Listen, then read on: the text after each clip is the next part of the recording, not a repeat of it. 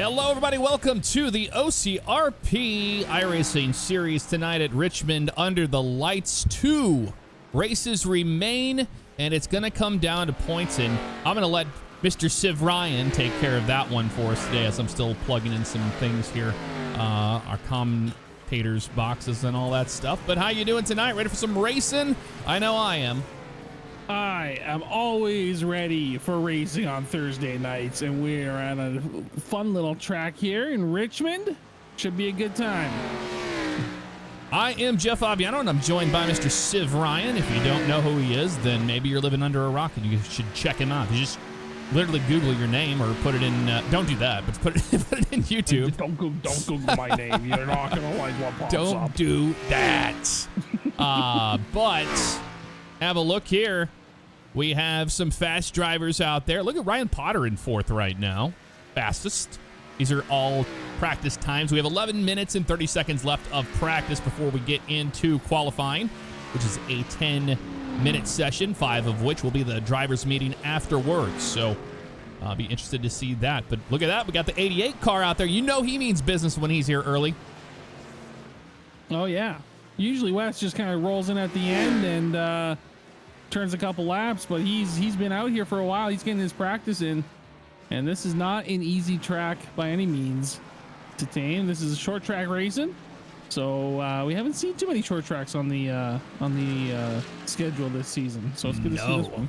And I'm really excited for it because, you know, it is coming down to the end of the championship here, and either people are really good at short tracks or they're really bad at them. It's just kind of no two ways about it. And we've seen a lot of people early on struggling. Almost every one of these cars you see in the top 10 right now is struggling earlier by spinning the car off the corner. I think the track is very loose right now. Yeah, Jeff. Hey, what's the track temperature doing? What are we looking like? What's the weather doing here? Let's have a look-see there. I'm going to go ahead and get rid of that and put that up there instead. That's, 77 degrees. Track temperature 80 degrees. Pretty cool, actually. So I'm not sure. It could just be how flat Richmond is, and that on top of, just being patient with the car. We're seeing a lot of cars having a lot of oversteer, especially off of turn 2. I've been seeing a lot of crashes off of 4 as well, and it's really hard to get off of turn 4 and get to this D-shaped kind of oval that it is. And you know what it's like. Did you raced here on Monday, right? I did not race Monday, no. Oh, you did not. So I do not have the insights or the expert analysis that I normally have. You know me, an expert. So I don't know this track as well as I should. But D configuration, you're saying, Jeff? Yeah, well, I mean, it's more of a D shape. You'll see here we have the straightaway on the backstretch, and then when you come off of turn 4, you're kind of just arcing the car all the way through the front stretch. So that's what's going to be so difficult for a lot of these guys, especially the track is super short. It's a lot shorter than you think it is. It's only 0.72 miles. So there you go. I mean, it's a tiny track. It's less than a mile. Yeah, but you know what? It is a fairly wide track. There's 3 lanes on it, so there's plenty of room to pass. We'll find out if they can make the passes handle. Now, Jeff, do you know preferred line? Because if I'm kind of watching, I'm watching the onboard camera here. It doesn't look like there's much banking on this track, so they're gonna want to go down that bottom line. You're going to be wanting to get as close to the bottom as possible until that changes, and maybe you can find some grip later on in the run on the top. But most of these guys are going to be running mid to bottom, and it seems to be a bottom-feeding style of track that I've seen so far in practice. And there's still options, to pass on the outside there, but that's not going to happen until the track rubbers in more. Gotcha. Well, I imagine just like every other track, tires are going to be an issue, and I know you're going to want to slow down. They're going to have to use the middle pedal a little bit this week. Oh my God, the middle pedal? What? What is that? Brake? They're going to have to brake now? This is crazy. Yeah, having to use your brakes here is one of the biggest things, and I can guarantee you these guys have probably been swapping ideas back and forth. Hey, what are you running your brake bias at? Because remember, these are fixed setups. You can only change your brake bias and some small things like steering adjustments as well. But definitely coming down to adjusting your brakes is going to help you because the car's going to get squirrely. Look at the 60 getting sideways off of turn 2 there. You're going to see a lot of that happening tonight. So we might be in for some cautions. Oh, you know there's going to be cautions. Short track racing. There's going to be bumping. There's going to be cautions. Full contact sport tonight. I was kind of peeking through some drivers chats and some pre-race what people were talking about, and some people were like, yeah, I just can't get the car to turn fast enough. Like if I turn the wheel and it just doesn't want to keep turning, and the other drivers are saying that you gotta go in slower if that's the case, so you can understeer is an issue if you come in too hot and you're just gonna completely ruin your front tires by understeering around a corner. So yeah, look at the 81 just getting, yeah, there he goes. Talk about a driver that was not happy in practice at all. The 81 having a lot of troubles with this track, but is going to give it the old college try, I assume. And there, you can see the frustration. He's just hitting the wall over and over like, yeah, screw this track. I hate this track. You can tell. Oh yeah, he's just screw this track. I hate Richmond. I hate short. Bugs hates short tracks. He's not shy to tell you that he hates short tracks. So I think he's just gonna try and get around. He was saying that if he gains one position tonight, that's a win for him. But he always does that. He always, you know him. He's always like, oh, I don't like this track, and then he goes out and does really, really well. So don't count him out, even though he's in a little sour mood about the track. I think he'll do well. I do too. Yeah, we just saw Dylan Macedo, talk about somebody who knows how to get around these tracks. Well, he was having issues and was sideways too. But this is also practice, so a lot of these guys are going to be a lot more brazen when it comes to how they're going to handle the car rather than they will under green flag conditions. Yeah, practice. A lot of these guys are just messing around too. We're at the tail end of practice. This is when you're just like, all right, I'm done turning laps. Like, let's get this show on the road here.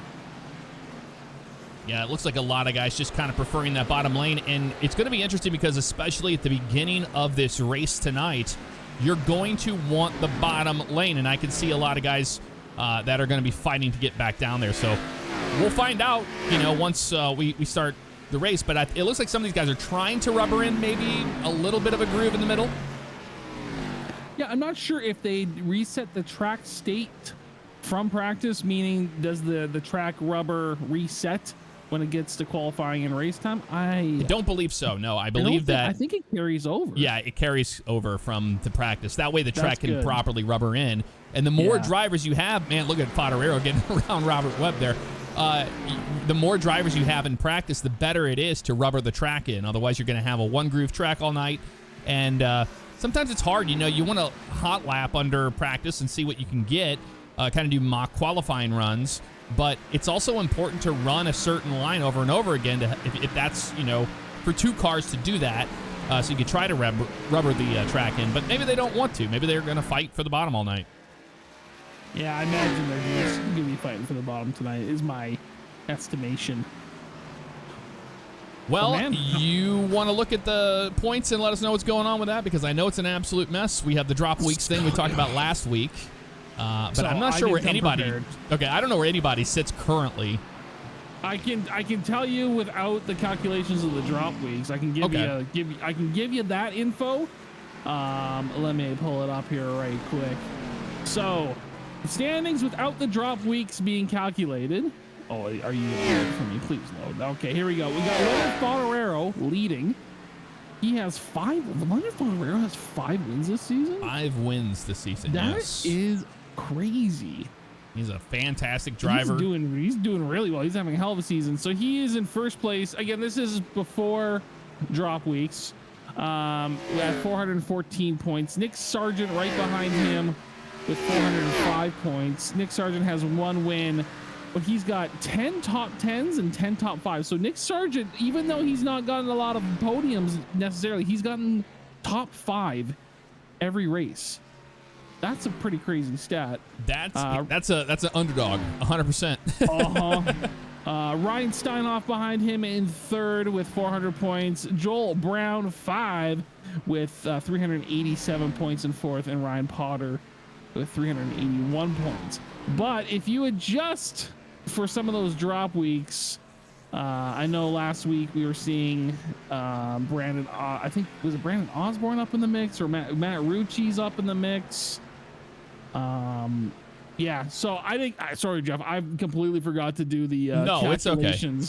I'll make sure I will make sure for the last race of the season we know what needs to happen for who's gonna win, and where the points sit with the drop weeks calculated. So, because that's where it'll come down to is the last race. Well, if you're wondering what this one's called, this race tonight is called the Virginia is for Traffic Lovers 150. So, okay. Wes Graham is the one that comes up with the names for these races. So maybe I know he's from that area, so maybe it's something to do with that. I didn't know there was a lot of traffic in Virginia. It's always said like a state is for lovers, but that's a play on that, I'm pretty sure. Yeah. Funny. Very funny, Wes. Wow. Blowing us away, as always. And where is he at? Is he on the track right now? I think he is still out there turning some laps as well. No, he's just sitting on pit road. So he's happy with his run that he's had so far. Keeping an eye on some other drivers. I mean, the one to really watch here, well, they were just having an issue there, is the 86 of Jason Lance. He's really an underdog in this series, and he always puts down fast laps. He just needs to put the whole program together and get a race done. I mean, talk about a driver that's overdue for a win tonight. That would be the 86 of Jason Lance. Absolutely. He's running second right now in practice in the hot laps. So expect to see some good things out of Jason Lance. Now, I see a Faviano name on the scoreboard, Jeff. Do my eyes deceive me, or is your old man, Steven Faviano, out on the track tonight? He is indeed on the track. He's off the track right now at this time. Yep, he's not on the track right now, but he was on there earlier turning laps. So looks like he got his wheel situation taken care of, and he's going to be able to start. Well, it's better late than never. Yeah, it'll be great to see old Papa Fav turn some laps here. Hopefully he can finish and string together a good race.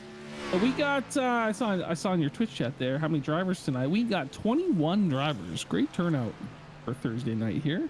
Yeah, 21, and that is Guzman back there in the Taylor Moon car. Oh, and it's gone, just like that. And she gone. And she gone. There's Dylan Macedo, currently running 6th fastest, and that is the end of the session for practice. We move into qualifying, and we're going to keep an eye on those top drivers to see where they're going to end up at under qualifying conditions. So we're going to bring up the side bar here, and you'll be able to see where everybody ends up. Remember, we can only watch one person at a time as they go out there on the track. And one we definitely want to watch right here is Leonard Fodero in that 67. Let's see if he can put down a fast time, because this is a driver that's looking to win this championship this year, and he's going to have to do really well tonight to kind of just keep that going, because he missed that one race that hurt him. That is right. Yeah, we'll see if old Fodero here can string together a good lap on his qualifying. Right on board with him here. You can see how difficult it is to get around Richmond. There's that turn we were talking about. So there's the corner entry, and you're using that brake to help you get down there to that yellow line. And Fodero right now at the top. Osborne is second. Then you have Gray and Brown. But yeah, look at that. Nice lap by Charles Gray and Potter. You can see how difficult it is. It's a very difficult track. And it's short track racing, so it's going to be a ton of fun to watch. And there is the 72 right there of my dad out there on the track, turning his laps. And we'll see where everybody else ends up. I don't see the 81 on the track yet. He is not taking the track yet. We're keeping an eye on that. And we'll let you know where they end up. I think they're kind of going to wait to be one of the last ones to go out on the track, it looks like, as of right now. Alex Reno's out there. And we'll see if he's happy with that one. I think there might be a few drivers that are electing to not qualify, so they can start at the back. If they're not too comfortable with the track, a lot of people will do that just to kind of stay out of people's way. Yep, I do agree with that too. That's what I would do if I was in that situation. If I wasn't happy with the car and track combo, I would start in the back. Yep. It's like, hey, you guys go ahead. I'm still figuring this track out. And I'm gonna, if once I figure it out, then maybe I'll try and get up there and try and pass you guys. But for now, I'm staying out of the way. I don't mind drivers doing that. Well, one thing is for certain, Fodero is the pole sitter right now with Dylan Macedo in second. Then you have Matt Rucci, Jason Lance. Then you have Brandon Osborne. Then you can see, oh, there's Graham right there in sixth. Knocked Potter down one spot there. Gray, Sargent, and Carpenter. Carpenter, one of those rookies, and a good run there in qualifying. So he'll be starting P10. So over or under for turn one, lap one caution. I mean, I'm just looking at those qualifying. Look how close it is. It's very close. There was a 0.003 second difference between Macedo and Rucci. So like damn near identical laps. Lap one. Turn one predictions, I think they're going to keep it clean for 8 laps. And then no chance. No chance. Not with what we've seen in practice. I think we're going to have a caution within the first lap. Jeff, am I going to have to get myself a coffee and maybe a little snack here? Is this going to be a caution fest? I don't know. I think that it's getting to the end of the season right now, so everybody wants to go. Nobody wants to wait. They want to get the most points they can out of tonight, definitely. And then you have a lot of guys that are kind of like, you know what, the season's over for me, so they're just gonna have fun. But yeah, I have my coffee right now in front of me. Oh, do you? What do you put in your coffee? How do you take your coffee, Joe? Just straight black. Wow. Straight black coffee. Yep. Just like you like your coffee. Just like I like my coffee. We're gonna take a quick break here. I'm gonna go get some more coffee actually, and then we'll be right back with some more action here at Richmond.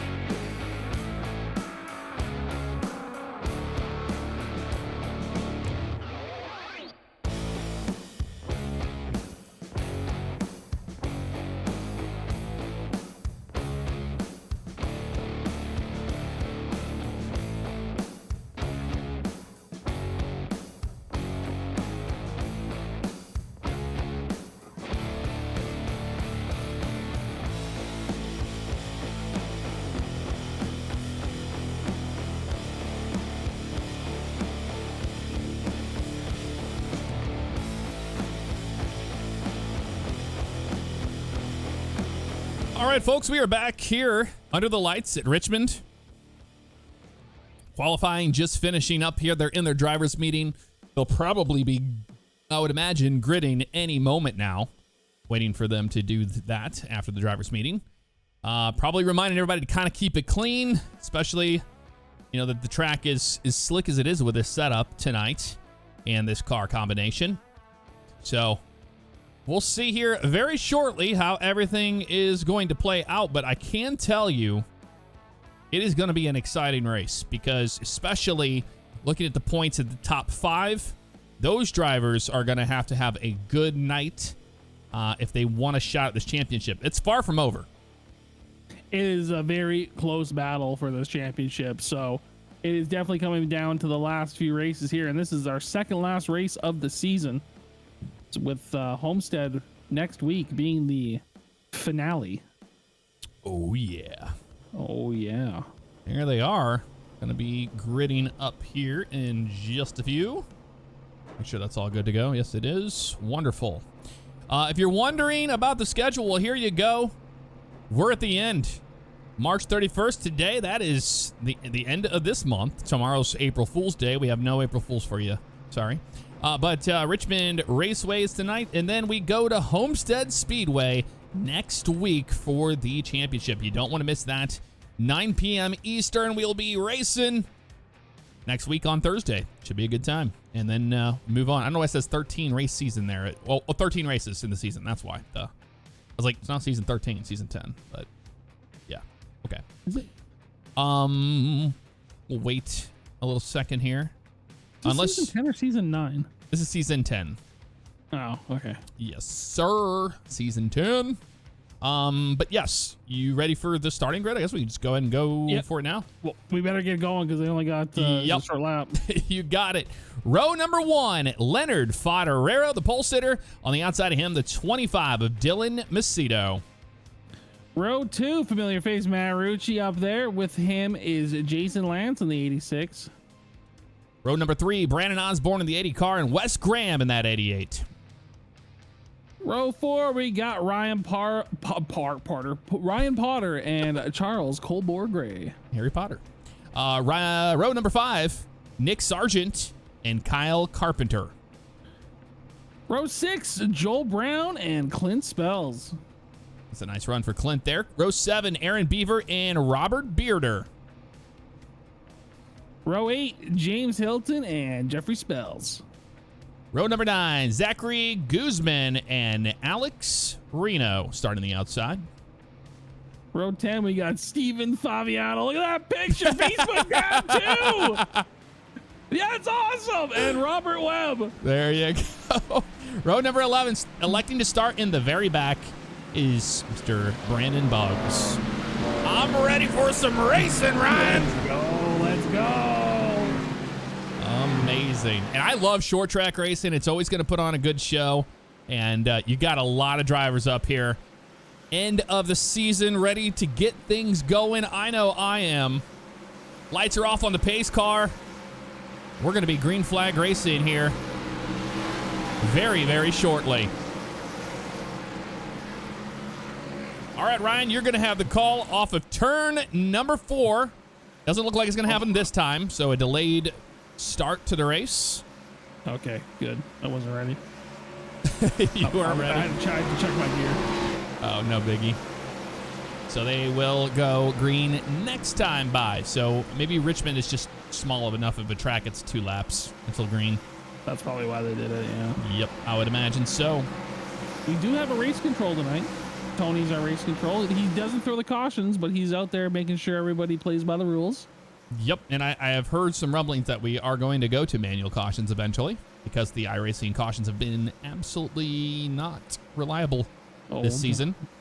God bless Tony and the manual cautions. And Tony, the one that provides the paints for so many of the drivers here. And we'll give him a plug later on, but the lights are off. The pace car's down and away. Ryan, you ready for some green flag racing? I am ready. Leonard Fodero with the start. They go 2 by 2 all the way down to this long sweeping corner here. Fodero on the inside, showing the speed on that inside line. And so far, so good. They are off. But kind of figuring it out right now, all the way back here, looking at, they had a little bit of a drop right there on that driver there. But Aaron Beaver to the bottom of this 6 car of Clint Spells. And here's Jason Lance stuck on that outside. We talked about early on is, are you going to be able to do anything on the outside? But 3 wide down into turn 1 almost. 3 wide with Ryan Potter, Nick Sargent, and Jason Lance. And looks like Potter backed out of that one. Wise choice. Joel Brown doing some moves back there behind Charles Gray. He's looking to try and make a move. There's the caution. And looks there like the 81 involved. Oh, no. Started 21st and just not what he wanted going into this. We'll see what happened here in just a few moments. Let's see. Back it up. Looks like it might have been contact with my dad in the 72. That's what it looks like to me. Looks like the 72 got into the wall there and then ricocheted down into the 81. There's the hit right there. And yeah. Oh, no. Yep. There you go. So you know who's going to be on pit road using that fast repair. It'll be the 81 and Brandon Buggs. And maybe not. Maybe he's just going to keep the damage on the car right now and go with it. Whoa! Almost got in the 91 of Robert Webb there under caution. That wasn't on purpose. I just don't think he knew what the pace car was. Yeah, I don't think he's too pleased with that start to the race. But you know what? It's 150 laps around here tonight, so plenty of time. Yeah, which is probably why Bugs isn't using this faster pair, or maybe the pit lane's not even open yet for him. And it may not be that bad, honestly. It's Richmond, so you're not really worried too much about aero. Usually cars that win here will be all beat up, so I don't think that's going to be anything different tonight. But how about that start to the race? Leonard Fodero holding off everybody right out of the gate, and it looked like the bottom lane was the preferred lane. I don't think anybody could do anything on the outside. No, you can definitely tell people on the outside weren't exactly comfortable being out there. They were trying to get down to the inside. But man, we saw a little 3-wide action there. We saw some good racing. A lot of guys are not taking it easy, and I didn't think that was going to be the case, you know, this late into the game. So lights are still on. The pace car will be, well, the good thing about having a track that's less than 1 mile is, well, the pace laps are a lot shorter. Yeah, that is the benefit of it. There are more cautions, but they go by quicker. I don't understand iRacing sometimes. It uses cameras it never uses until we're live, until we're green flag racing. I don't get it. I like that camera. That's a cool camera. I do like it. A little zoomed in, but that's okay. And we'll see if the lights are going to be at the pace car this time. They should be. It'll be green flag racing before you know it. He's holding that up. And the lights are going to be off. There, they're going to stack up 2 by 2 once again. We're going to go back to green flag racing. Fodero, the man, having to hold off everyone at the front. And one thing's for certain, we know that 28 car knows how to save tires. And I think that, you know, tires are going to be a big player later on in this race, especially, you know, seeing how difficult it was for guys that were on new tires. But I think a lot of those spins we saw in practice were from people just going out there on cold tires over and over. Yeah. I honestly, Jeff, I don't think people are going to be too much into saving. I think everyone's going to be pushing, because short track means there's going to be more cautions, which means you want track position. So I think they're going to take any opportunity they can to pass, so they have track position. But I'm shutting up because they're going green. You got the call. All right, and we're going to go ahead and get loud on this one. Let's get loud here at Richmond.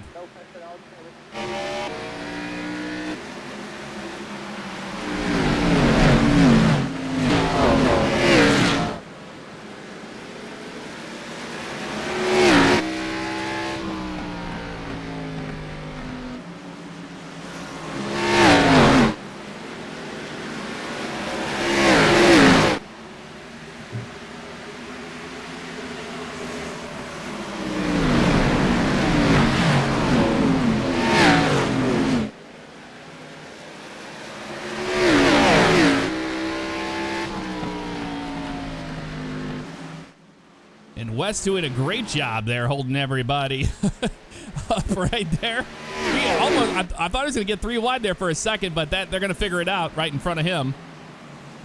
Good battle between Macedo and Osborne there. They're struggling for 3rd place. They're going side by side around this track, and no one's giving each other an inch. They both want that 3rd place, and Wes is going to sneak in there right behind Osborne and say, guess what? You're not getting in front of me either. So he's going to try and go to the bottom line here and sneak his way in. Luckily for Macedo, he's able to get down there, and they're going to go single file now around this track. But Jeff, there is still some 2 wide battles going on back there. I see Jason Lance and Charles Gray battling it out behind them, and Nick Sargent up in the mix. Yeah, some good side-by-side action happening there. All the way back there by Bearder as well, but Nick Sargent on that bottom. You know what? It's looking like it's kind of even between the 2 lanes right now, that you can tell. The 86 is rolling pretty good there, but looks like he's going to give it up. Yeah, they definitely are losing ground. You can see Charles Gray in that. I mean, you can't miss him in that high vis. Oh, look at this pass there by the 6 car. I believe that is Clint Spells. Great pass by Clint. Yeah, watching Aaron Beaver right there. Started 13th. He's up to 11th there. And back out front, well, you got bumper-to-bumper traffic. They weren't lying about the traffic in Virginia.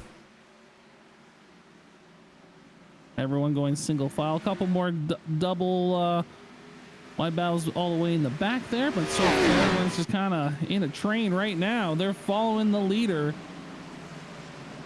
And that leader is Leonard Fodero. But look at this. James Hilton going all the way to the top. He's losing some speed there. A lot of damage. Alexander Reno gets by him. Now Zachary Guzman working on him in that Taylor Moon car. Yeah, not sure what happened to him there, but they had a lot of damage there on the right side of that 89. Might have had an appointment with the wall there that he had to see. That's what it looks like to me. Yeah. Right now on board with Fodero. Rucci getting right up there. And there was shifting happening there. Did you hear that? Fodero was shifting through turns 3 and 4. That's an interesting one. We're going to watch here as he does it again. So he's in 4th gear in 1 and 2. But he's going to downshift into 3rd in 3. And then up into 4th right there. And then up into 4th off the corner. Did not expect to see that happening. Nope. I'm curious to see how many other drivers are doing that. That's kind of hard to say. I don't think that that's happening anywhere around this spot. You can see the difference in the top 2 cars. I'm pretty sure. Let's ride on board with Matt Rucci, see how he's getting around. Yeah, he's shifting as well down into 3rd. Just saw Barry Bugs dropping the standings there. Not sure what happened with him. He's out back. But everyone so far is safe. And they're just figuring this track out, and that's the thing with this track though. You're like, it's gonna be, if you want to pass, you got to make that pass quicker than you really would like, because if you stay out there on the high side, you're probably gonna burn up your tires. So. Oh, that's not good. At this. That was my dad's car just blinking like crazy there. Oh, that is scary. And that gives up the lead to Matt Rucci. Matt Rucci used that 72 as a pick to his advantage. Gotta park that car. They got to park him. Yeah, that's bad. He's going all the way back. Yeah, that's not good. Hopefully your dad can figure out his internet connection. Oh, I'm sure he is not happy with Charter Communications right now. He's angry. Oh, yeah, he's blanking. Yeah, it's not good at all. It's a single file train right now. I'm watching right back here. Wes Graham almost had the position on the 25 and then just kind of backed out a little bit there. I think, did Rucci give that spot back to Fodero? It looks like he did. That's classy, actually. I don't think because he was able to pass him. Yeah, because they all weren't sure where that 72 car was when it was blinking like that. And if you wonder why things are blinking like that, it happens with a low internet connection at the time. And it happens, and there's the 72 on pit road now, bringing it down to possibly park it. And these guys here, you know, whenever you have cars blinking in and out, you don't know. And you see other ones doing it too, so I don't know. Osborne's doing it too. Yep, the 80 car having issues with it's not just internet. Your dad. It could be the lobby. Sometimes we see these iRacing lobbies that just don't get it all together, and you have to deal with that. But here you go, battling for the lead. Having a look. Yeah, he was looking on the inside there. He saw that Fodero left him a little room. He tried to dart down there. But yeah, we saw that Rucci actually passed Fodero there when they were passing the 72, and Rucci gave the spot back, it looks like. So kudos to Rucci for doing that.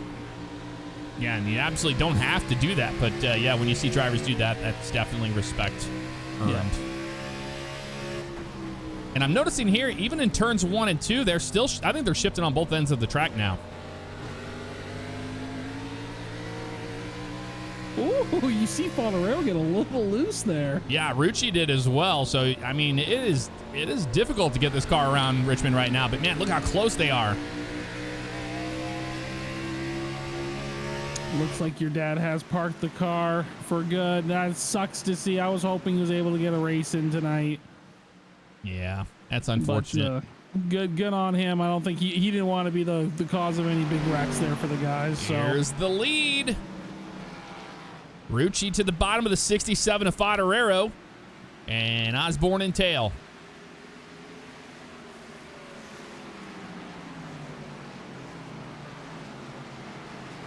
Oh, Osborne's going to try and get in there as well. Yep, to the bottom of the 67 as well. And I think that he's taking advantage of that outside lane being slower than the bottom. And once you're out there, it's kind of hard to get back down there. You have to really fight on the outside and use your stuff up. But Fodero's definitely not making the pass easy for him. Nope, not at all. he's still fighting hard on the outside lane. But if you're Dylan Macedo and Wes Graham, you are loving seeing these guys go 2x2. Whenever I see people ahead of me going 2x2 and battling, I'm like, yes, keep fighting each other. It gives me a chance to catch you. So you know that Macedo, Graham, Gray, and Sargent are happy to see these guys battling for spots here. And there goes Rucci. Rucci's now on autopilot mode, AI activated, and he's going to be stringing some hot laps together now. Watching right around here, that 88 car really sideways off of turn number 2. So a lot of guys, even the veterans here, are struggling with the handling of this car.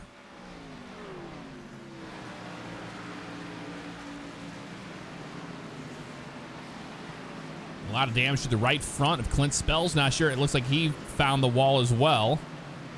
And the 22 of Alex Reno battling for that position right there in 14th. Oh, you saw Clint just slide right up next to that wall there. Yeah, it's getting tough. And then if you get too far out there on the outside lane, you're going to get in the marbles, and then you're shooting straight up the track.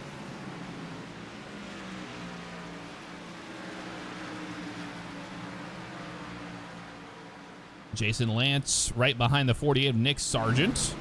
This is around the 6th and 7th position here, but we're keeping an eye on Mr. Joel Brown. He's stuck his nose in there, and he's gaining. He's got some speed on him. He does here, and that is, this battle is for the, looks like the 8th position. Yeah, 7th, 8th, and 9th all together right there. Ryan Potter right behind Joel Brown. But Joel Brown definitely has speed right there, looking at his lap times. A 23.363 to Matt Rucci's 23.307. So Joel Brown is pretty fast right now. He is the 3rd fastest car right now on the track. Yeah, Joel Brown's a very consistent racer. He's always kind of shooting for the top 5s. And, you know, he's definitely kind of looking to pass these guys and keep up with the lead pack. But they're starting to spread out now a bit. Yeah, everybody's starting to spread out now. And up front, Rucci is not able to really get away from the 80 car yet. And Fodero's not giving up either. So it's a matter of who's saving where and who's just going for it. But I think right now all these guys in the top 4 are saving their stuff for later on. Yeah, still lots of race left. We're about only 20% of the way through this race right now. Still plenty of time left. And there's the 81 car. He is a lap down. Yeah, and that's not for position. That's Jeff Spells on the outside in the 13 car in new colors tonight. And oh, sorry. I meant to mute my mic. I was gonna cough. Not a problem. I wasn't swearing. I'm sorry. Yep, Joel Brown. You got that position on the inside of those two, and here comes Ryan Potter as well. But Ryan Potter was all sorts of sideways off at turn 4. Sorry, turn 2. Yeah, he's almost went in the wall. Almost went in the wall again there. Ryan Potter having some issues with the track. As Joel Brown gets ahead of Nick Sargent. It is and just Jason tough, Lance. man. Yeah. It's tough to get around here, and we're going to ride on board with him just so we can see. He's got damage on the right front of that car. Looks like he's coming down to pit road. Yeah, he's bringing it in. Or maybe not. Nope. Ryan Potter starts 7th, and right now he is in 11th. So not the night he wanted to have so far, that's for certain. He did have speed early on. Back up front, are you surprised? It's 28. I'm not. There is no shocked Pikachu face here. It's, you see it time and time again. That boy fast. And right there, my dad saying that it was blinking and micro stuttering that he was dealing with there in the car. And that's frustrating. When you get that micro stutter going or things are just kind of not connecting, oh man, that's frustrating to drive. The most frustrating part is if it was working perfectly in practice and qualifying, and then when it gets to race time, it decides to poop out on you. That it's like, okay, great. If I would have known, I wouldn't even shown up. That's the worst part. Right now, some even looking lap times between these drivers. Rucci, Osborne, and Fodero, very similar. Fodero with a 23.53 won that time by. And that was slower than Dylan Macedo. Macedo running P4 right there, but he's faster than the 67 right now. Let's see how Macedo's getting around the track. Is he doing any shifting? It looks like he thought about doing it maybe, but that could have been just netcode or weird stuff happening there on the connection. I don't think he shifted. I think that was just yeah, it's like really close. Yeah. Yep. So he's not. I wonder if those guys out front still are. So right on board with Matt Rucci, and check it out. We've got lap traffic already starting to happen here at the start-finish line. That's going to change things up, and that's going to slow down Rucci quite a bit to deal with these cars on a track like this. Now, these drivers have 3 sets of tires available to them tonight to use. I don't think they're going to want to use all 3, but they have them available, and 1 fast repair, which no one has taken yet. Nope, that's Zachary Guzman there in the Taylor Moon car behind Robert Webb. They're going to be going down a lap if they can't figure it out, or unless a caution comes out. The 28 is rolling up on them quick, but this is where the 80 and the 67 need to pounce on any mistake that the 28 finds themselves in here. And there's the 26 taking the lane away there. And it feels like, you know, you have somebody that you're trying to pass to put down a lap that they're taking your lane away, but honestly, they have the option to do that. It's not like they have to pull over and let somebody by just because they're a leader. They're trying to fight to be on the top as well. Oh yeah, you don't want to go. And he gets dumped by it. Guzman, the caution is out. Oh no. Wow. We're just talking about that. That was not what the 28 wanted to see at all. He got a little guzzied. He got guzzied. Yep. Zachary Guzman in the Taylor Moon car. Taylor Moon, what are you doing? What happened there? It looks like he had a blink happen. We're going to watch that back here. It looks like he had a blink happen, and as the car blinked, he just found himself on the inside of the 28 and spun him. That's what it looked like to me. Let's see if the cameras will play nice with us here. Right about here, we're going to try to get a different camera view on this thing here. Yeah, it's hard to say, but it looks like that's what happened there. It looks like he's in his lane right there, and the 28 came down on him. I mean, from that he view, did go up a little bit, but it was a pretty aggressive pass by the 28. Like, he gave him no room. Yeah, we'll right on board here with the 28 and see what they saw. But that was not... Well, I can't even get a hold of them. There's so many people. Are they on pit road or something right now? I can't even tell. It's really annoying to deal with that sometimes. Right on board with him. Yeah, he just came down.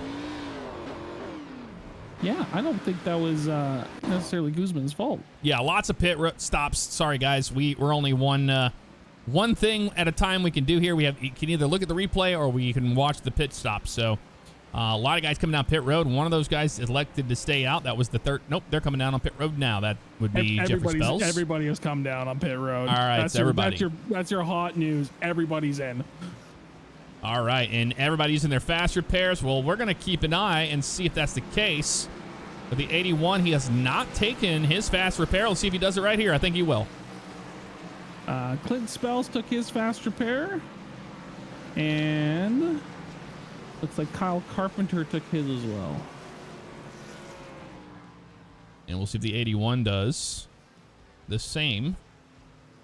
And I don't think so. I think he's going to save that. I think he knows something else is coming down the road. Unless it hasn't updated yet till the next lap. That's always a possibility. And Clint Spell's going to be the one that is going to be able to get his lap back there. He is in the lucky dog position. But he's also going to be the wave around.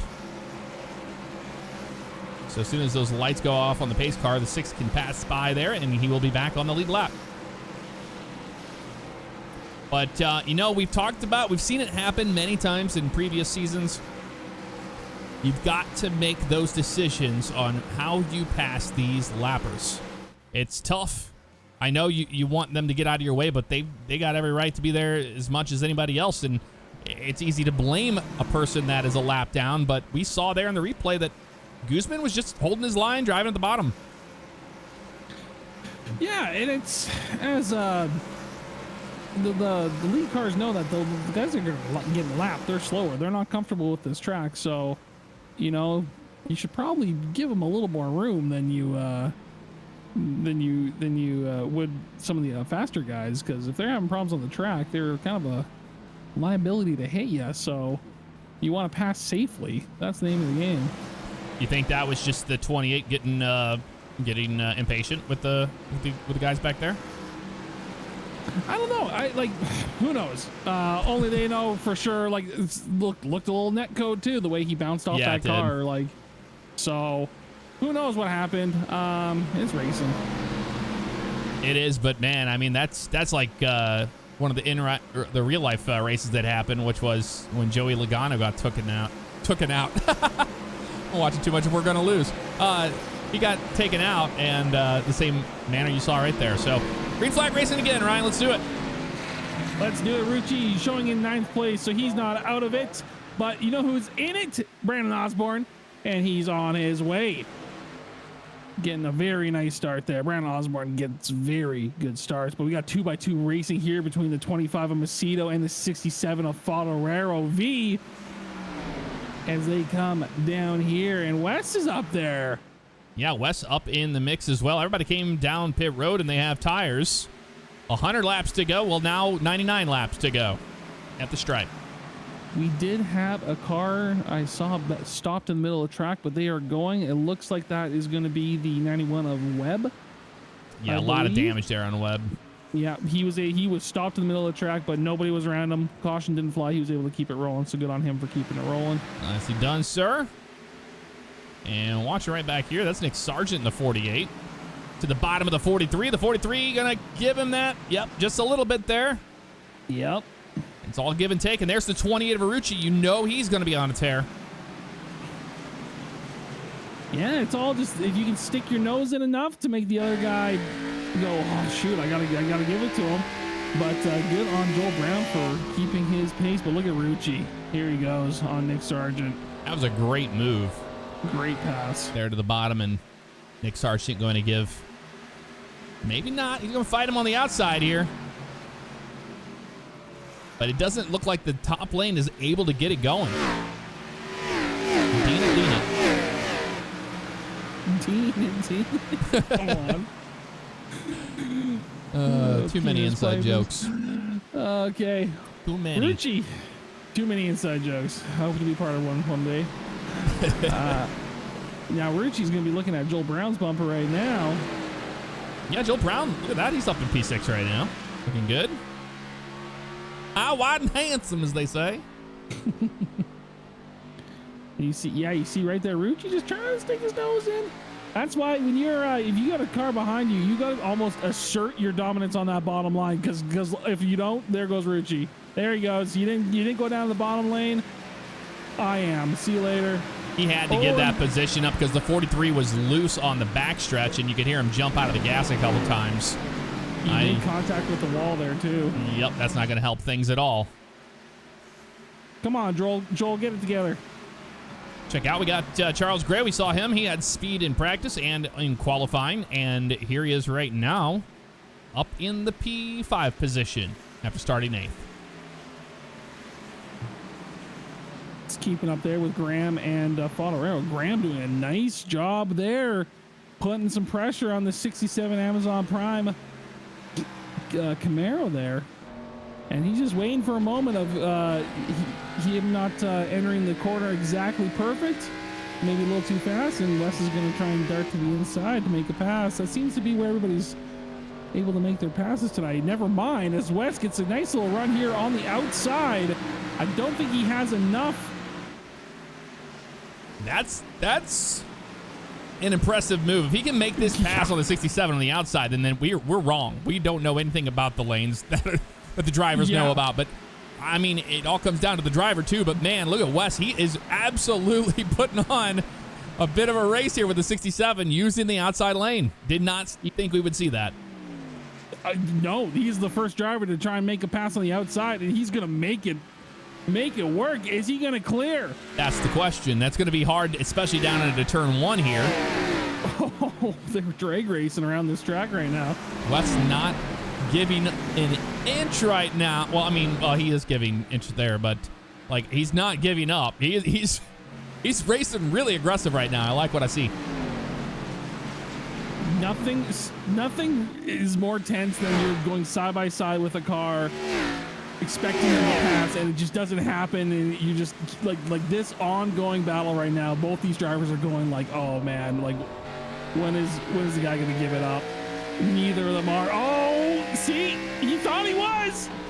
He thought he was going to, but yeah, Wes making the middle lane work here, and they are not shifting into third at all. They're just rolling around in fourth. I think Wes is going to have to set him up. He's going to have to set up a fast exit of one of these corners to make a pass here on Fodero. The outside line, as much as that was impressive driving, just he doesn't have the exit speed to make it work. So he's going to try a different tactic here to pass the 67. But look at Charles Gray's getting up in the mix too. And there's that 28. Off. Yeah.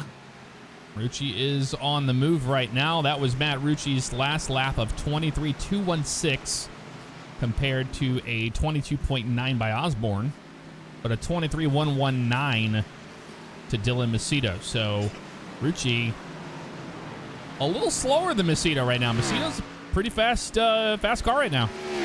And there goes Rucci on the 87 of Charles Gray, able to get to the inside.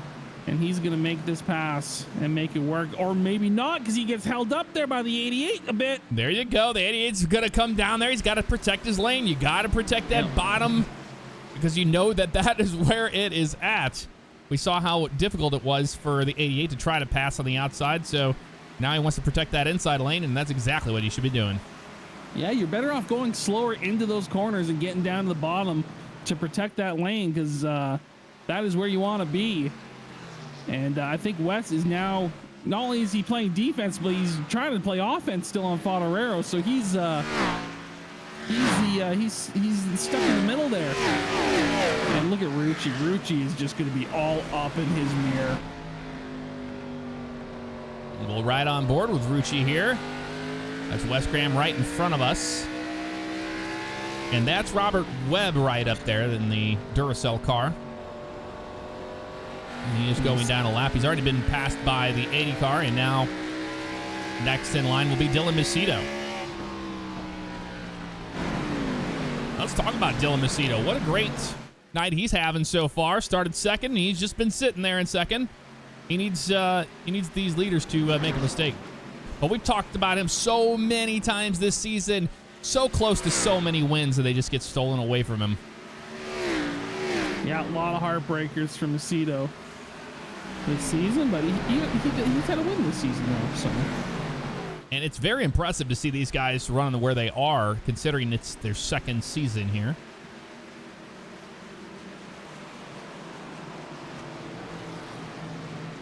There's a tight battle here for fourth place between Rucci and Graham and Fodero. Yeah, very tight racing right here. And there's, yeah, he's trying it again. But this is when it comes down to, hey, I know that, you were leading the race earlier, but that does not mean that I have to pull over and let you by. And that's exactly what's happening here. The 88 is racing him for that position. And that's what the leaders want to see right now. They want Matt Rucci to have to use his stuff up getting around these guys that are fast. Yeah, I think Wes ran out of grip there entering the corner, and unfortunately he couldn't get down to the bottom line, and Rucci said thank you very much, and he's going to make that pass. Hopefully without incident here, because Wes is still beside him, and Wes is not backing down at all. And Wes knows. I mean, Wes has, look at him in the points. He's up there as well in points. He knows he needs to have a good night as well. But they're getting stuck here a little bit by Fodero, as they're 2x2, as Fodero is not allowing Rucci to get a good enough run out of the corners to clear him, and they're still not clear. Oh, now they are. Now they did. I don't think it's over, though. No, it ain't over. Not by any means.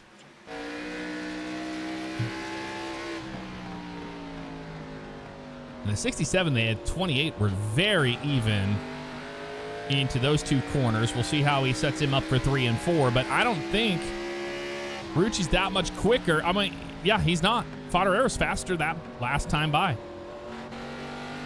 And look at Osborne. He's way out on an island now. He's loving the battles going on behind him because he's now just hot lapping around this track. Up to a 3-second lead on Macedo. There's Macedo right there. But yeah, we're just keeping an eye on this battle that's brewing right here between the 28, 88, and 67. And I'm going to tell you what, you think Ryan Newman's hard to pass in the NASCAR Cup Series? Well, here you go. It's going to be hard to pass the 67 right now. And Fodero knows that there's a championship on the line. He's not pulling over, letting him by any means. And Rucci putting a lot of pressure on him there as he darts to the bottom successfully. Fodero has to go wide, and that is a quick pass there by Rucci. Oh, maybe not. Never mind. That's why some of those camera angles are deceiving. Yep, still fighting on the outside is the 67, but I mean, look, he can't just give this up. He needs to protect that bottom lane and prevent that 28. Make the 28 go to the outside to pass you. I don't know why some of these guys are opening the door for them. That's not helping their cause at all. And the 67 needs to clear him here. It's going to be close. 67 doing everything he can to keep speed on those outside lanes and doing a very nice job, I want to say, at keeping Rucci. Oh, absolutely. Nice racing here between those Camaros. Man, yeah, they are racing really hard right now. And these are two guys that this is 100%. Hey, points are on the line.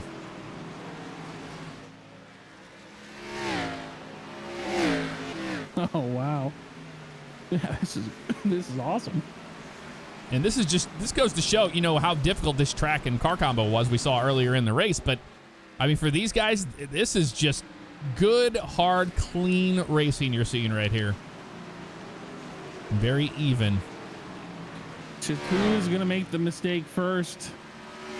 That's all it's going to take. Somebody's going to have to slip up, and then they'll take that position away. They're very even, though. Yeah.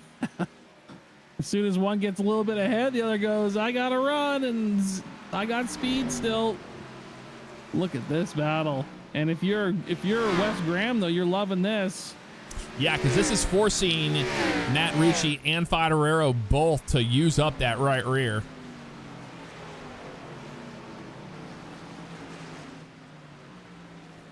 Yeah, they're still sideways. They're still side by side. This is amazing. You got another side-by-side battle between Sergeant Brown, Jason Lance, and the 77 of Carpenter. So lots of battles brewing now. Yep. And it's go time. And looks like the 67. See, the moment we look away, the 67 passes the 28. I'm sorry. It's okay. But there you go, the 67. Now, this is where Fodero needs to hold that bottom lane. Make the 28 pass you on the outside. You know how difficult it was to pass to get back to the front by opening it up. Some great defensive driving there by the 67 to keep Rucci at bay. Well done by Fodero. He looked straight into that robot's eyes and he said, "Not today, Satan." Not today. Not today. And that just goes to show what kind of driver that Fodero is. Yeah. I mean, that you were able to keep the 28 behind you finally after that long of a battle on the outside lane. I mean, credit where it's due, because that's incredible. And now we're going to keep an eye back here where that big, huge pack was happening. And the 43 of Joel Brown to the outside of the 48 of Sargent. And there's Jason Lance up in the mix. But have a look here. I'm watching on the times right now. The 81 car is actually pretty fast. He's got damage on that car, but he's up to 13th right now. And a boy, Bugs. Way to get back on the lead lap and get up in the mix. He's figuring it out. He was running a 23.882. And that was a pretty decent lap. I mean, it's not anything that these guys up here in the top 10 are running. But he is faster than, looks like Jason Lance right now. Oh, no, he ran a 23.787 that time by. So he's up there in the mix with right around the top 5 speed. Just watching the timing screens too. It looked like Macedo is gaining a bit of time on the leader. He's now down to 2.3 seconds. That was as far back as 3 seconds. So I think that's because slowing up a bit. Yeah, I think that's because he was dealing with the 13 of spells there. Gotcha. And every time you see the 80 car having to deal with lap traffic, it is allowing the 25 to reel them in a little bit at a time, but it's kind of clear skies right now. I don't see anybody in front of the 80 car right now, but every single time they get into lap traffic, it changes it all up. Not to discount the 25, because the 25 is having one heck of a race. Yeah, he's putting down some great lap times, and he's watching behind in the rearview mirror of that battle between Rucci and Fodero, and they're still together. Rucci's not going anywhere. No, he is not.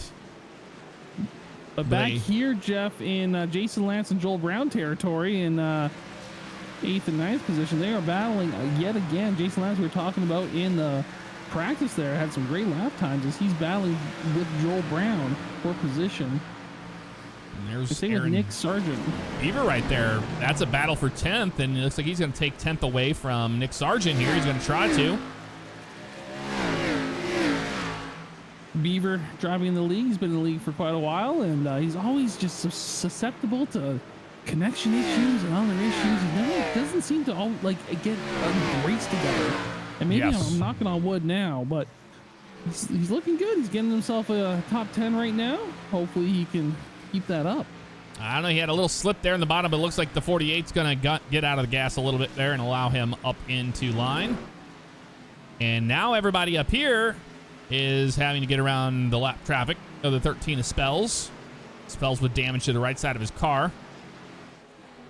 Not what he wanted to do. Looks like a livery you'd run, Jeff. The black and monster engine. Yeah, that is something I would run. Two Jeffs think alike.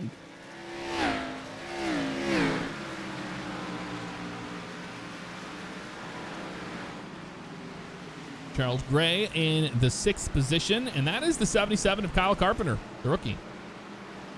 Good run for Kyle Carpenter. Started 10th, and he's just been hanging in there. Hasn't really gone too far forward, but hey, you know what? A few positions from 10th. Anytime you're increasing, that's the best. And remember, we heard that the 81 had said, hey, if I can pass one car, I'm happy.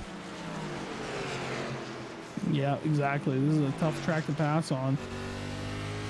Just right on board with the 81 of Bugs. Just see how he's dealing with the track and car, especially this late into the run.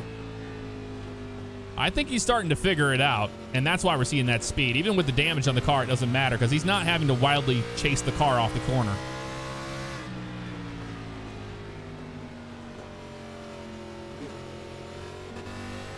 Yep, he's figuring it out.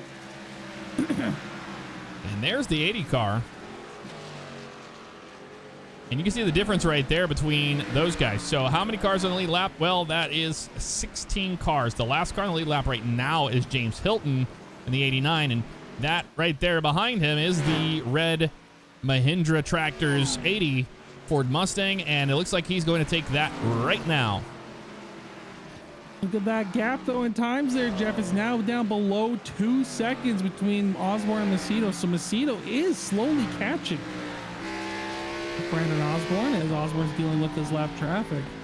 And maybe that's a case of Osborne just really pushed those tires to get that big lead, and now Macedo is got some pace on him. Looking at the lap times now, and Macedo is about a 0.1 of a second a lap quicker. And it sounds to me like he's shifting. Let's see if he's shifting here into 1 and 2. I wouldn't think so. Not this late in the run. And that's impressive. When you see guys shifting at a track like this, that you know that's discipline to keep your tires from just turning into goo. That's right.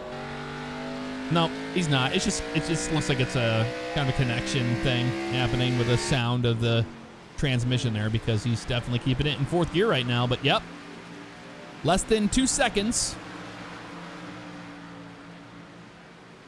We're watching right back here. Fodero started to drive away from the 28, so the 28 definitely used his stuff up during that battle with the 67.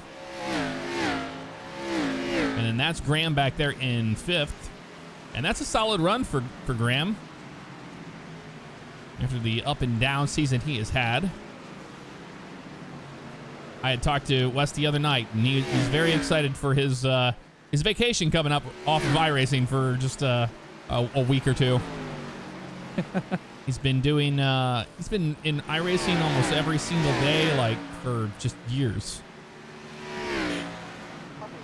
And the caution is out. Caution. Ooh, 91 and the 97, Jeff. All right. Well, there you go. That's going to change up everything, and you know everybody's going to come down on pit road. I'm just going to go ahead and show you really quickly what happened. We don't want to mess around too much because we know it's going to be interesting on pit road. Yeah, looks like the 91 got into the 97 right there, and that was not for position. I'm sure the 91 did not mean to do that, but that is not going to make the 97 feel any better. Oh, man. Well, now you have to come down pit road and get tires, because if you don't come down, you know everybody behind you will. And that's we're gonna be restarting this with less than 50 laps to go. Yeah, this will be the final pit stop of the races. Everybody is coming down. And you can't make a mistake here, that is for sure. The cars you're seeing stay out right now they're not permitted to come down yet because they are technically a lap down, so they'll come down next time by. But yeah, this is going to be interesting. Hopefully everybody can hit their pit boxes. No speeding tickets either. I see a couple cops down there with the radars. Come on, boys. There you go. And you know who's going to have the advantage here? It's going to be Leonard Fodero with that front box all the way towards the front. Well, that's why it's called first box all the way towards the front. And the 80 car is down and away. Maybe took 2 tires. Macedo at Did the line. Macedo take 2? I'm going to go look at that. I think Macedo might have taken 2. If he did, then that's a gamble with that many laps to go. I don't think he did. I don't think he did. I think everybody took 4 there. No, he took 4. Okay, so yeah, so everybody took 4. Just a lot of guys didn't have the best pit stops, but hey, guess what? When it counts, it counts, and the 25 had a great stop there. Now it is his turn to be the control car on the restart, and, well, we were talking about Macedo having these heartbreaker, endings to races. He's so close to getting a win, and he's definitely got the car, and, well, they all have the same car setup. But he definitely has the driving ability to get it done. Well, it's that time, Jeff. They're not going to leave anything on the table coming to this next restart. It's all out. Race to the end. If you are sitting on your couch, leaning back, lying down, or you're in your chair and you're leaning back, get the gamer stance going. Lean in.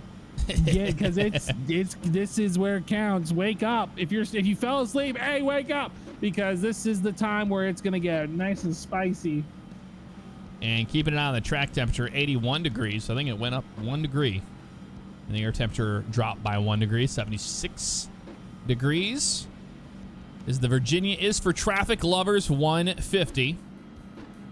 I think the name of the song, it's Virginia's for lovers, right? I'd have to Google that. Well, there's that song by Hawthorne Heights, Ohio is for lovers. Yeah, there's that one too. But I think that was unoriginal. I'm not really sure maybe what. Maybe is it Virginia for lovers? I don't know. Yeah, Ohio is for lovers. I don't know. Cut my wrist and black my eyes. Cut my wrist and black my eyes. Taking me back to high school with that one. Yep. Because my heart is in Ohio. That's a good song. Yeah, it is. I liked Hawthorne Heights. I liked a lot of the emo music. I listened to a lot of it back then. I still listen to it. Yep. Nostalgia. Oh, there you go. We have somebody in our chat live right now. Chris Allen telling us Virginia is for lovers is the tourism and travel slogan of the U.S. Commonwealth of Virginia. So that is their slogan. So that means that Hawthorne Heights wasn't, they weren't original. They took it from Virginia. Oh, damn. All right, let's go. Green flag racing. Dylan Macedo is the lead and control car. Green flag in the air once again. Let's get loud. Let's get loud.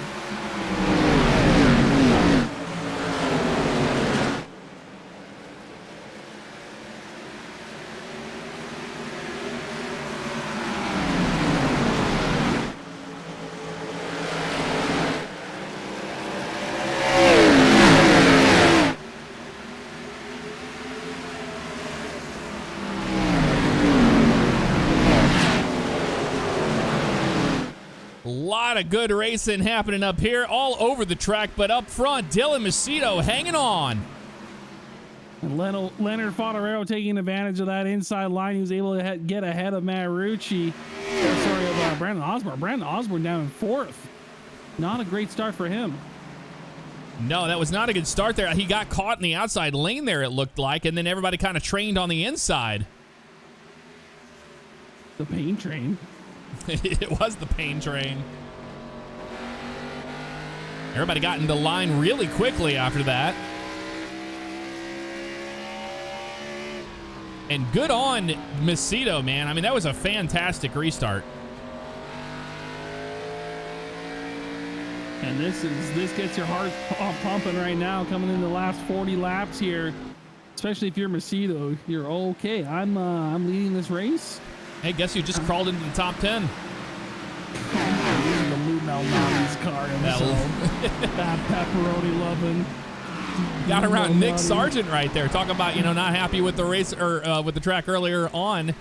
Finds that speed. And we talked about that, though. It's just, it's very different. When you run this track under green flag conditions rather than practice, it's just a different thing. And you can slowly get better and better and better as you're around the other guys and see what lines they're running and all that. One thing is very difficult, and you know what it's like when you're driving, is that it's hard to run your line when you have a guy right in front of you running a slightly different one. You almost want to follow him a lot, and it's really important for you to always just commit and stick to your line. Yeah, you constantly have to tell yourself, don't stare at that car. Look at hit your marks. And as much as you want to follow them, it's no, you know what the best way to get around the track is for you. And that's what Rucci does really well. Same with Fodero. Man, with the 67 and the 28, what we have seen out of these two, they're so even tonight that this is exactly what the 25 wants. He wants to see these guys battling it out behind him. Hey, let me check out, but you know what? You were right about that, Ryan. The 25, he was a lot faster, and now that he has that clean air, he's running a 22.6 on that last one. Well, now 22.7. But the fastest car right now is Fodero with a 22.648. It's interesting, that's for certain. Macedo's got fresh tires. He's happy right now. Happy sailing. But you got Osborne, you got some very fast drivers behind you. Kyle Carpenter up to 7th right there, and this is a battle right around the 6th, 7th, 8th position. And Charles Gray still has not gotten that fast repair used up. I think he knows that another caution's coming. 81 sideways back there off of turn number 2. He's going to gather it back up. And I don't think has the 81 used his fast repair? He is not. So a lot of these drivers still thinking that there's going to be some fireworks happening, and they're wanting to save it, which is I think is a smart move. And this is where, man, this late into the run, and you did everything you needed to for this race to come to you. For Macedo right now, I wish we had those heart monitors so we could know what they're running, but I bet it's pretty high right now for that 25. Oh yeah, it is. He's just channeling his as much focus as he can. Don't think about it. Just get into a rhythm, and that's what short tracks are. It is literally a rhythm, and once you find it, it's all gravy, man. but it's just trying to get into that groove. It's literally getting into a zone, and it looks like Macedo has done that. And I believe it was Macedo that Macedo's been showing up to those practices and has been offering a lot of great advice to a lot of guys, like the 6 car of Clint Spells, the Spells brothers, and some others. And they're starting to really listen to these guys, and that's the reason why they're starting to see more speed in that camp. But Dylan Macedo, definitely always a fair player. There you go. He doesn't want to give all. He'll give his secrets away.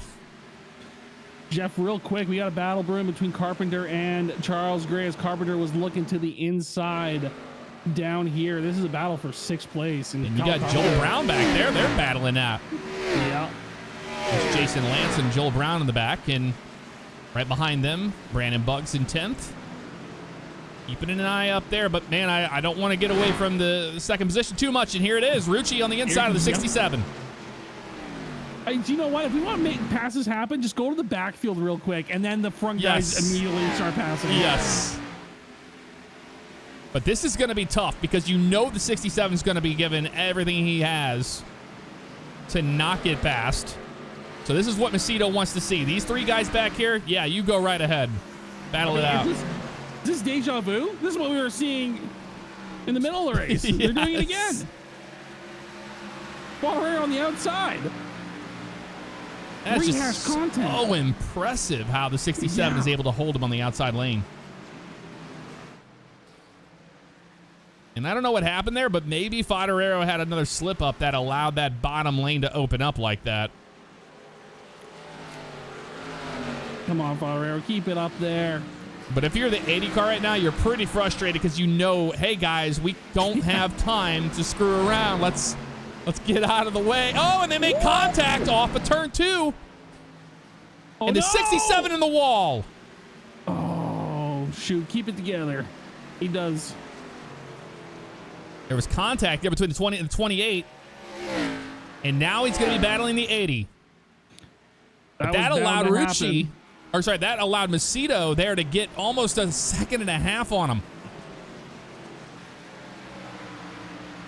And this time, Rucci on the outside, he's going to be seeing what Fodero was dealing with. And look at that. Osborne makes a nice pass there. Easy does it. And I'm not sure if Rucci has any damage to that car after going into the, getting into the 67.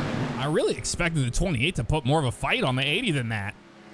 He kind of just let him on by because the 28 and the 67 were so hard next to each other. That took no time at all for the 80 to get around him. Yeah. Dylan Macedo, 1.5 seconds out, and Osborne is starting to reel him in, but right now, you know, hey, you got to hang on, buddy. Let them use this stuff up. I was going, yep, you got it. I was like, we got some 2x2 racing back here. I know, I just didn't want to miss that. Oh, man, 3 wide. Off the corner, hang on there, boys. Oh, and they make a little contact there with Joel Brown on the outside of the 87 of Gray. And wow, he chopped him quite heavily there. Here's the 81 up in the mix. Yeah, the 81's taking advantage of that 3-wide racing, and Jason Lance, unfortunate for him in the Icy Mobile, he's going to drop those positions. Good move by Carpenter to get around that pack, but now we got the 81 and the 86 of Jason Lance battling it out. There'll be 3 wide again. The 86 took that position right back away from the 87. Why is everyone in the 80s? I'm getting confused. Can we Yeah, get 87, 81, 86 together? I'm liking what I'm seeing there. Look at that. Macedo now increasing his lead to about a 1.5 seconds there on the 80 car.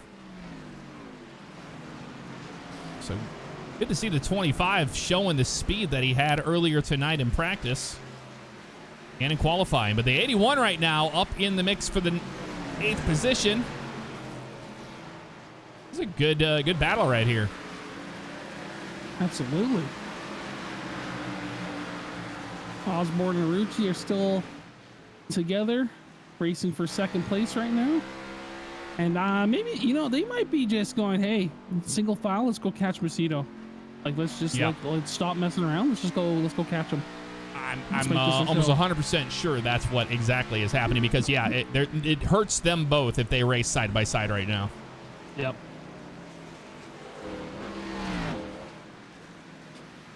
And Fodero, look at this. He's back up in there. He's gaining on the 28 after that contact, and it doesn't look like that damage hurt him too much. Fodero, your pole sitter, has been up front pretty much all day, and then that late race contact between him and the 28 knocked him back a little bit, but now he's driving the heck out of that thing, man. He's gaining.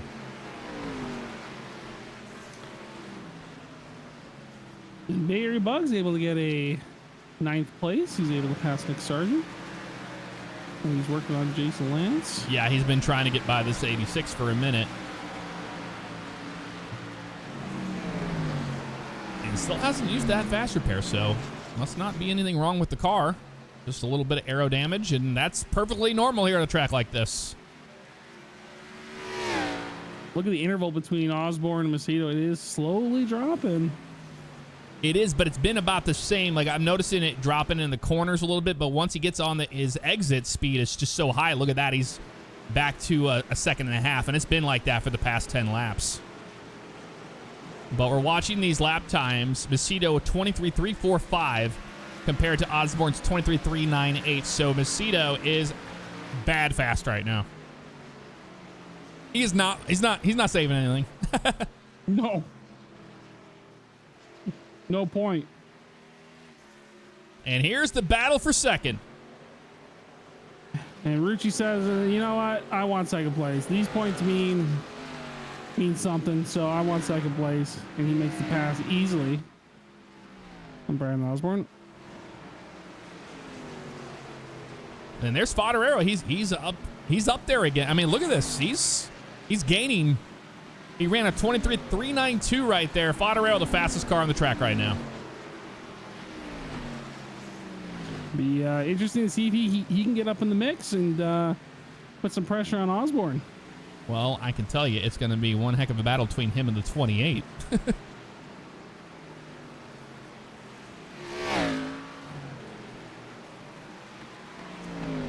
Dylan Macedo trying to get a win. It'll be his first in the OCRP Cup Series. Not the Monday night, but the Thursday. He is competing for his first win, I believe.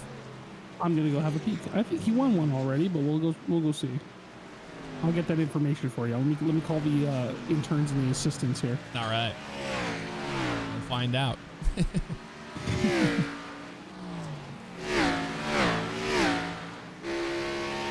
And Fodero is catching the 80 car right now pretty quickly.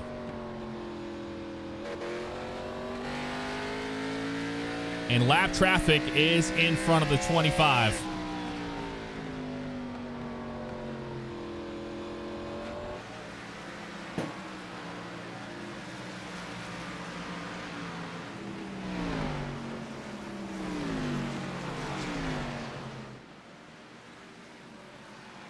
It's Jeffrey Spells and Robert Webb in front of Macedo. Did you find out information? Dylan Macedo has not won yet this season. Yeah, I didn't think so. He's won the Mondays, but not the premier series on a Thursday. And he's been trying. It's crazy how much Leonard Fodero has actually won this year. He has quite a few wins. Oh yeah, he does. And that's what's crazy is that Macedo was leading without the drop weeks, was leading in the points just based off of his driving for the entire season. He's been fantastic this entire season.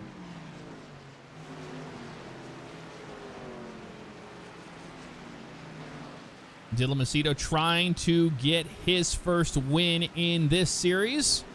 Oh, never mind. I was on the Monday League stats. Oh. Okay, hang on. Oh, my God. It's scuffed.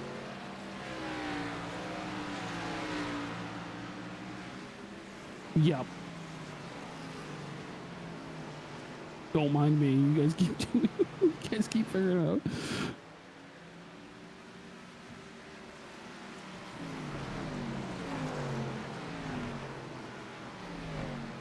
I suppose he has won one then. Then I must be blanking on it. Either way, we've seen so many of them get taken away from him, but right here, look at everybody's pretty spread out. He won Darlington. Darlington, that's what he won. Okay.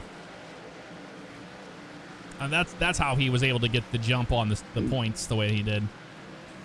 All right, let's go ahead. I'm going to go through the field for you here and let you know where everybody's sitting currently right now as we're running out of time. Dylan Macedo started second today and is currently leading. Matt Rucci behind him started third.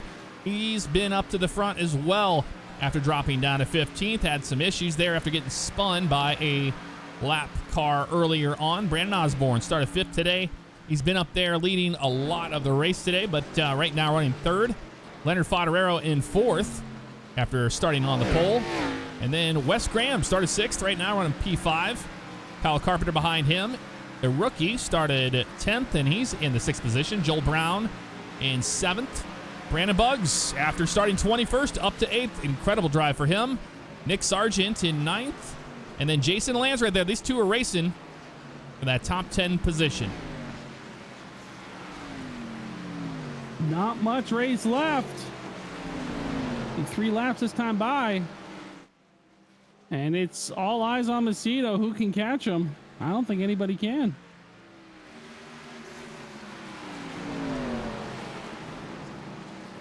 There's another driver I'm thinking of that hasn't gotten a win that's been up here in the top, and it's not Macedo. I'm just blanking on the name. It's maybe Sargent. I think it is Nick Sargent, yes. He does not have a win.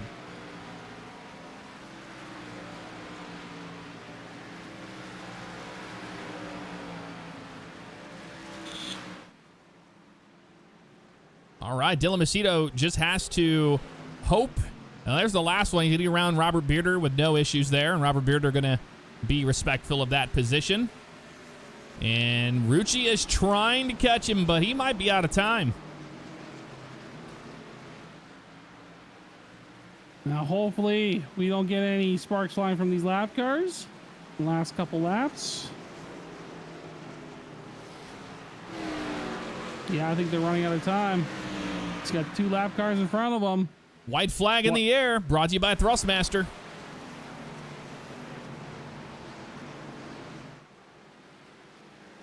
A couple more turns, and Dylan Macedo's going to find that checkered flag as the connection starts to drop there, of course, right at the end of the race. There we go. And it's going to be Dylan Macedo winning at Richmond. Matt Rucci in second.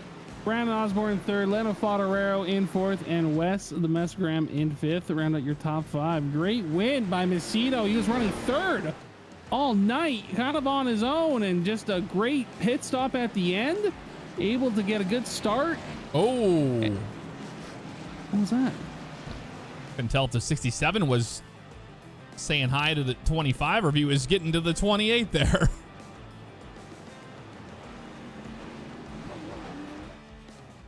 Well, it's Macedo's time to burn it down, and he's going to do exactly that. Well, maybe. We can can't even get a shot on him. Really?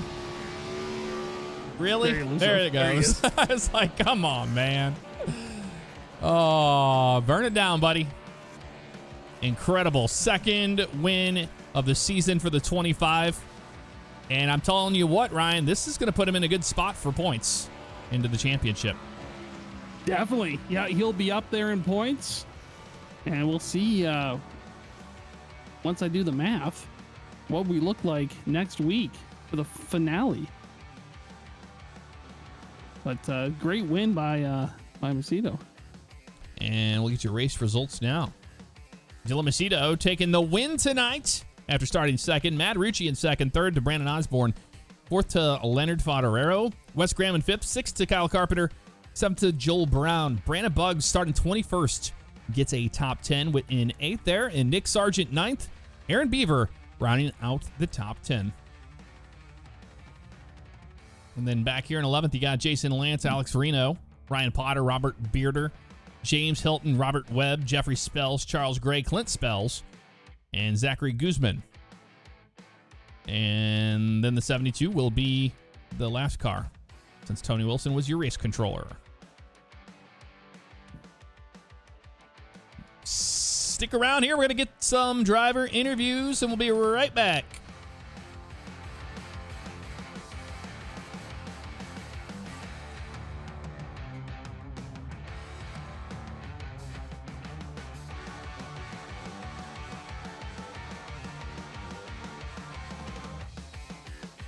All right. Well, what an incredible drive. Dylan, congratulations on your second victory of the season. How did that go down there at the end with that final stop? Yeah, first of all, I want to thank my virtual pit crew for getting me out of pit road really quickly, and it certainly won the race for me.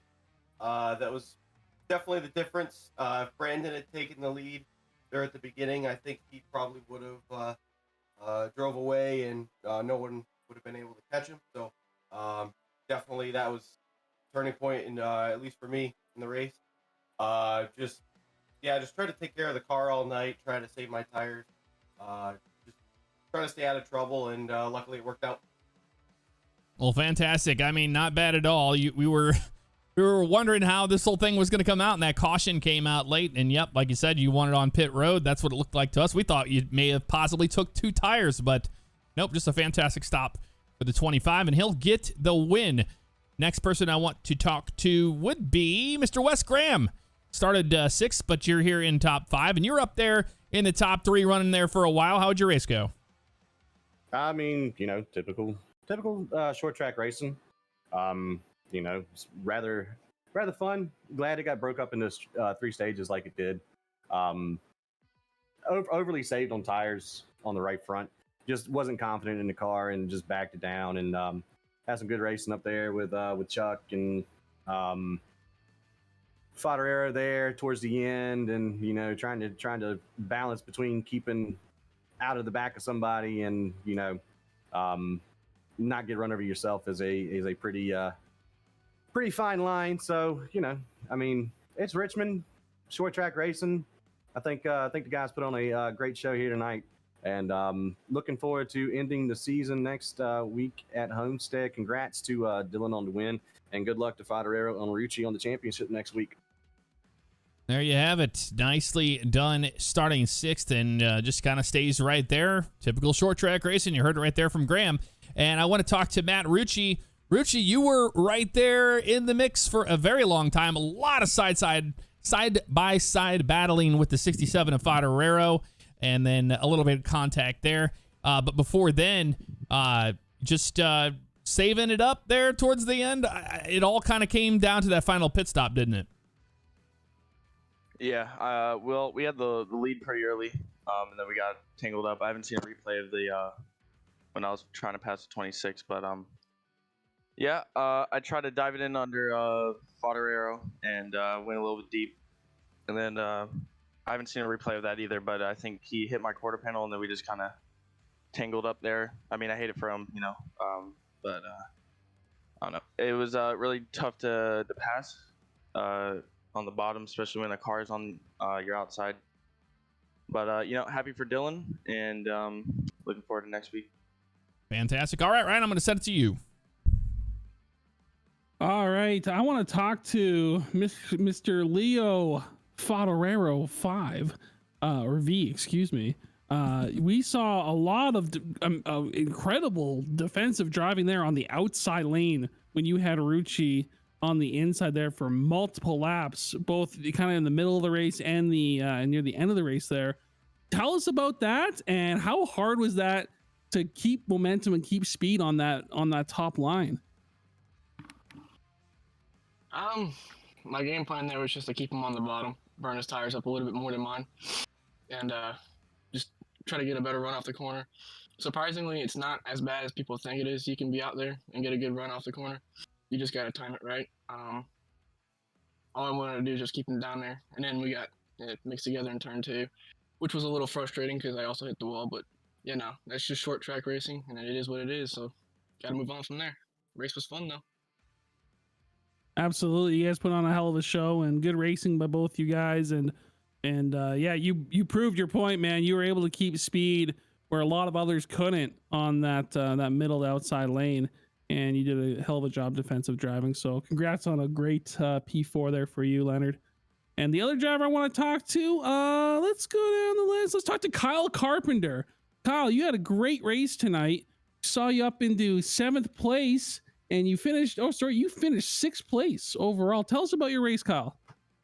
Yeah, it was a fun race. I felt pretty good Monday night, but tonight, just starting off in practice, I I didn't feel like really good about it. I don't know why.